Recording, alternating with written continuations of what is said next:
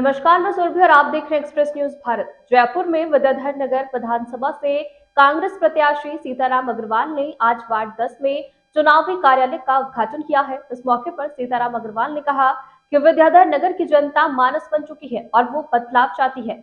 पर सीताराम अग्रवाल ने कहा कि विद्याधर नगर की जनता मानस बन चुकी है और वो बदलाव चाहती है और यहाँ विद्याधर नगर की जनता किसी बाहरी आदमी को वोट नहीं देगी।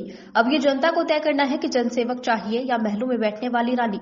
मैं हमेशा विद्याधर नगर की जनता के लिए तत्पर रहता हूँ। मैं विद्याधर नगर की जनता को परमेश्वर मानता हूँ और ये जनता इस बार मानस बन चुकी है और 25 तारीख को बीजेपी को वोट की चोट जरूर करेगी। जब मैं चुनाव हारकर 800 करोड़ के विकास कार्य कर सकता हूँ तो फिर जीतकर उससे कहीं ज्यादा काम कर सकता हूं।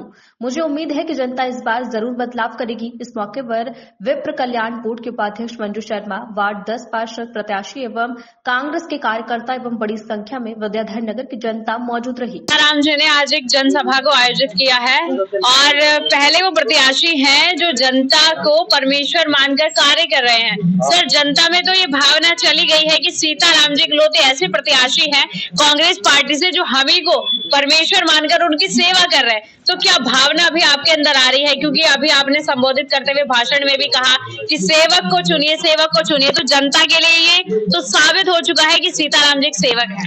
देखिए, इसमें मैं नहीं कह रहा। मेरा काम पिछले 5 साल का मेरी जनता के प्रति समर्पण और मेरे जनता के प्रति त्याग, ये आप किसी से पूछ लीजिए। मेरे कहने से तो कोई चीज चलेगी नहीं। मैं पिछली बार चुनाव हारा, हारने के बाद मैंने एक संकल्प किया कि सेवा ही मेरा कर्म है, सेवा ही मेरा धर्म है और मैं उसके ऊपर खरा उतरा हूँ। और इसका ताजा उदाहरण है कि भारतीय जनता पार्टी ने अपने 3 बार जीते हुए विधायक की टिकट काटी है। तो ऐसे तो कोई काटने वाले है नहीं।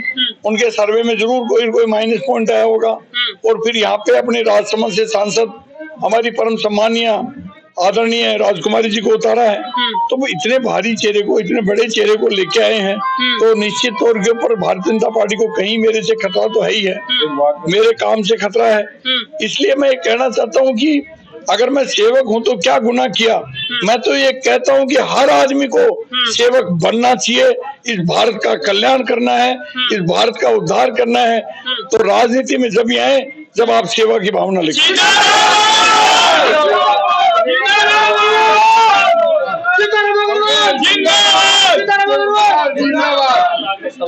देखिए, विद्याधर नगर में ऐसा कोई घर नहीं होगा जो सीताराम जी उनके नाम से ना जानते हो कि किसका घर है। और मुझे लगता है समस्या भी ऐसी नहीं होगी जो आप नहीं जानते हो। तो सर, वोटिंग करने में अभी कुछ दिन बाकी है, मात्र 9 या 10 दिन अभी बाकी है। क्या भावना आपके अंदर से निकल के आ रही है कि जनता इतनी खुश हो चुकी है, इतना प्यार वो आपसे करती है कि वो आपको दरवाजे तो छोड़ो, मुझे लग रहा है विधानसभा में भी देखना चाहेगी? देखिए, एक बात बताता हूँ कि लोकतंत्र के अंदर सारे पावर जनता को और जनता का जो निर्णय होगा वो मुझे स्वीकार है। मेरा काम है कर्म करना और मैंने मेरे कर्म किए हैं, मैंने मेरा त्याग किया है, मैंने मेरी तपस्या की है।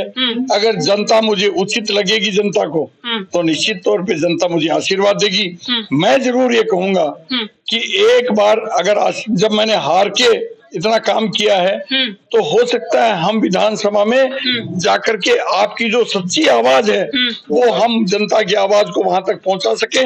और वो ही एक जन सेवक का फर्ज है कि जनता की बात अपने उस पटल पे रखे जिस पे कानून बनता है। जो हमारा मंदिर है वहां पे हमें जनता की न्याय और जनता की बात रखनी पड़ेगी। उसके लिए मुझे अगर ऑथराइज करेगी तो निश्चित तौर के ऊपर मैं जनता की सेवा में 100% खरा उतरा हूँ, खरा उतरूंगा और जीऊंगा जब तक उतरता हूँ। एक बात बताइए, देखिए गीता जी में, हमारे श्रीमद् भागवत गीता जी में एक चीज साफ लिखी है कि आप कर्म करिए, फल की चिंता ना करिए। और मुझे लग रहा है सीताराम जी के वचनों से वो कह रहे हैं कि मैंने कर्म कर दिया है, फल देना जनता के हाथ में। सर, मुझे बताइए, मंजू शर्मा जी ने कहा था 25 तारीख को सोएंगे ना सोने देंगे, क्या कहना चाहेंगे अपने विधानसभा के लोगों को 25 तारीख के लिए? मंजू शर्मा जी हमारी छोटी बहन है। और ये जो हुजूम कांग्रेस कार्यकर्ताओं का देख रही हैं, ये क्या है कि नेता कभी नहीं जीतता, नेता कभी आगे नहीं बढ़ता। नेता को अगर कोई पुजाने वाला होता है, नेता को आगे बढ़ाने वाला होता है, सरकार को कोई बनाने वाला होता है तो कार्यकर्ता। देखिए, मेरा ये मानना है कि पार्टी की सरकार आती है, सरकार आती कार्यकर्ताओं के पीछे है और सरकार चलती ब्यूरोक्रेट्स के पीछे है। तो ये वो स्तंभ हैं जो सरकार को लाने वाले हैं। ठीक है। तो जो सरकार को कार्यकर्ता ला सकता है वो सीताराम को विधानसभा में क्यों नहीं भेज सकता? ये हमारे कार्यकर्ताओं के ऊपर मुझे भरोसा है, मेरे कार्यकर्ताओं के ऊपर मुझे विश्वास है। और निश्चित तौर पे मंजू जी ने कही आपको ये 7 गारंटी योजनाओं की बात कर रही हैं। हमारे माननीय जननायक इतनी स्कीम देने के बावजूद भी उनको चैन नहीं पड़ता कि आगे आने वाले टाइम की भी गारंटी देते हैं।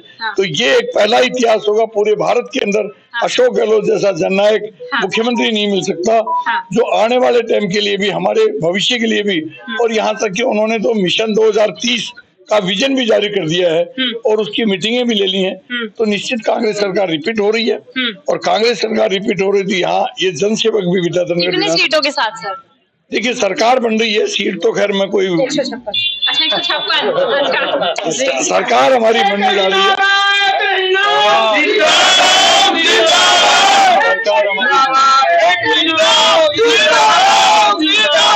सरकार हमारी बन रही है, इसमें कोई शक नहीं है।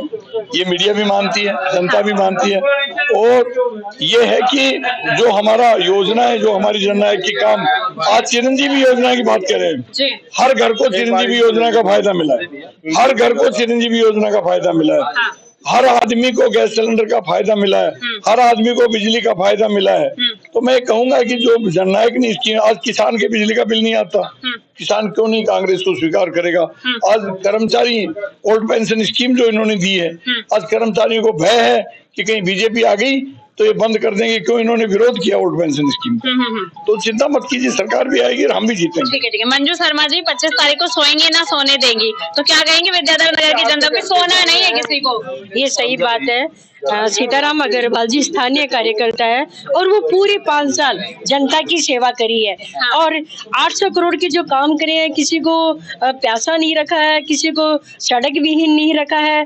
जो भी विकास कार्य के काम है, जल भराव है, वो तमाम कार्य उन्होंने किया है और कार्यकर्ताओं में उत्साह का माहौल है। सभी बड़े उत्साहित होकर घर घर जाके वोट मांग रहे हैं। सबको बैलेट नंबर 4 के बारे में बता रहे हैं कि 25 तारीख को बैलेट नंबर 4 का बटन दबाना है और सीताराम अग्रवाल जी को भारी मतों से जिताना है, क्योंकि उन्होंने 5 साल पूरे मनोयोग से जनता की सेवा करी है।